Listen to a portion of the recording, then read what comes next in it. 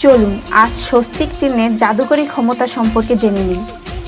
যদি রাতে ঘুম না আসে তাহলে রাতে শুয়ে যাওয়ার আগে ডান হাতের তর্জনী আঙ্গুল দিয়ে বালিশের উপরে একটি কাল্পনিক স্বস্তিক আঁকুন। এর ফলে অনিদ্রা দূর হবে এবং ঘুমের মধ্যে দুঃস্বপ্ন আসবে না বলে মনে করা হয়। আলমারি, লোকার বা সন্দুকে স্বস্তিক চিহ্ন আঁকা অনেক শুভ বলে মনে করা হয়। এর ফলে সেই সংসারে আর্থিক কষ্ট দূর হয়। দাম্পত্য জীবনে সমস্যা ও অশান্তি থাকলে হলুদ দিয়ে স্বস্তিক চিহ্ন এঁকে তার পূজা করুন। এর ফলে সব সমস্যা মিটে যাবে। আপনার বাড়িকে অশুভ দৃষ্টির হাত থেকে বাঁচাতে বাড়ির বাইরে গোবর দিয়ে স্বস্তিক চিহ্ন আঁকুন। এর ফলে প্রয়াত পূর্বপুরুষের আশীর্বাদ থাকবে আপনার উপর। বাড়িতে স্বস্তিক চিহ্ন থাকলে তা গুরুপুষ্য যোগ সৃষ্টি করে।